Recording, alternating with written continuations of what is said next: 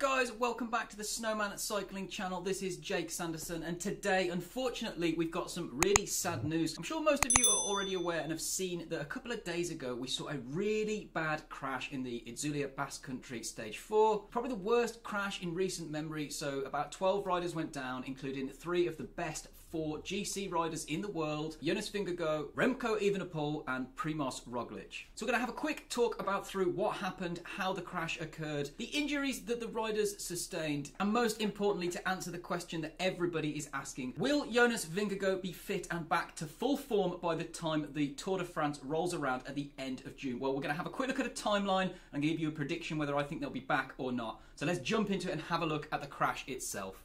And as we can see, this is a particularly nasty crash because they've come down really hard on a concrete drainage ditch on the side of the road. And whilst there's never a good place to crash, that's a particularly bad one. And when we have a look at the slow motion replay here, it looks to me like Tesfazian goes down first. It looks like he has a blowout or a flat on his front tyre. That sort of seems to wobble a little bit. He goes down, and then Jay Vine goes down just behind him, followed by everybody else. And honestly, these were pretty harrowing scenes. You could see Jonas Vingegaard being given oxygen and stretchered into an ambulance before being taken to hospital. So really scary scenes to see, and you could tell from the way that Jonas was laying on the floor that this was really bad. Thankfully, it was reported that those riders were conscious as they were taken to hospital, but obviously in a really banged up way. Vingegaard himself was reported by Lisa Bike on Twitter to have a broken collarbone and fractured ribs on Thursday night. However, by the time they updated on Friday morning, it was also reported that he'd got a collapsed lung and a pulmonary contusion. Soudal Quickstep reported also on Twitter that Remco Evenepoel was taken to hospital with a fracture of his right scapula and right collarbone. Primoz Roglic of Bora Hansgrohe is usually known as one of the riders most prone to crashing, but he seems to have escaped from this the most unscathed out of all of the GC riders.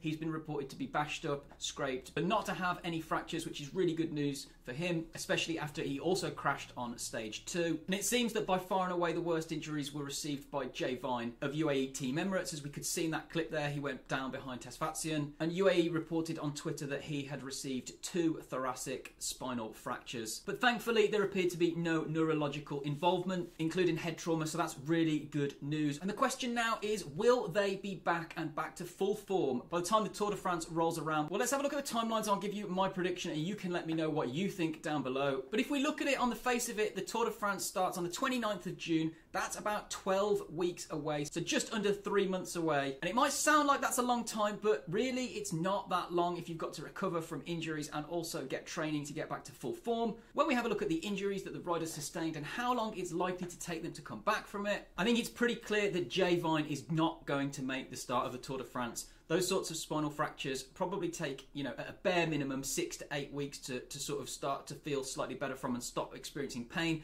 But he's likely to take anywhere in the region of up to around 4 months for him to be fully healed from that injury. So that's going to take a long time. He's then going to have to start training and get back to full form. So we can safely say that he's extremely unlikely to make the start of the Tour de France. And frankly, he's very unlikely to make the Vuelta a España also. But we wish him a speedy recovery and hope that he heals up as quickly as he can. He's been in really good form over the last 12 months, and it would have been really good to see if he was able to line up as a mountain lieutenant for Tadej Pogačar at the Tour.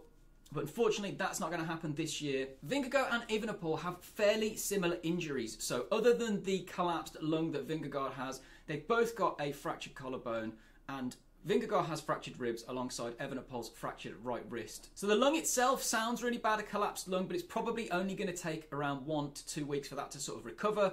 Obviously, then he'll have to get the fitness back as well. But considering the other injuries, that's not likely to be a concern just yet. Most of the general consensus says that it's going to take at least 6 weeks to heal from a broken collarbone, potentially going up to 12 weeks. Now, if you're doing the maths, you might realise that that's going to take us very close to the start of the Tour de France itself, which is only 12 weeks away. And if there are any complications, if those fractures take slightly longer to heal, that's really not going to leave Jonas or Remco much room to manoeuvre on the road to recovery for the start of the Tour de France. As a hypothetical, if they did take, say, 6 weeks to recover from that collarbone and were able to get straight back on the bike after 6 weeks, that only gives them another 6 weeks to return to top full fitness before the start of the Tour. And that's going to be really tight. They might be able to do it. There's a good chance they'll be able to line up on the start line. The question is, will they be at 100% or will those injuries and lack of training have compromised them? I think we're going to have to wait until closer to June to have a better understanding, but my prediction is it's going to be really, really close, and they're going to have a really tight timeline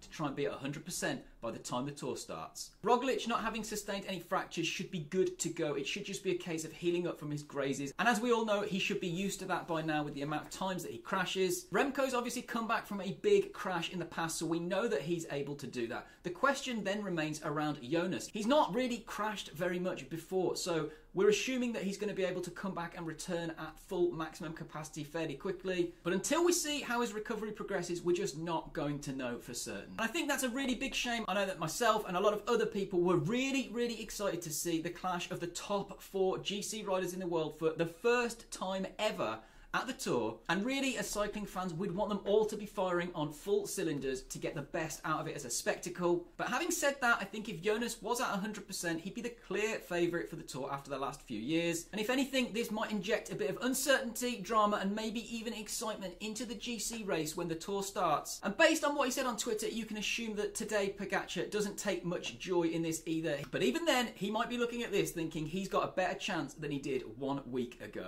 There you go guys, what do you think? Are these riders going to be able to make it back for the start of the Tour de France at the end of June, start of July, or is it just going to be too much too soon? Hopefully for us cycling fans and the riders themselves, they can heal up as quickly as possible and get back to full form. Let me know if you want to see more pro racing news on the channel. Thank you as always for watching, and as always, like, comment and most importantly subscribe. Remember, race fast, ride hard, and that you are appreciated.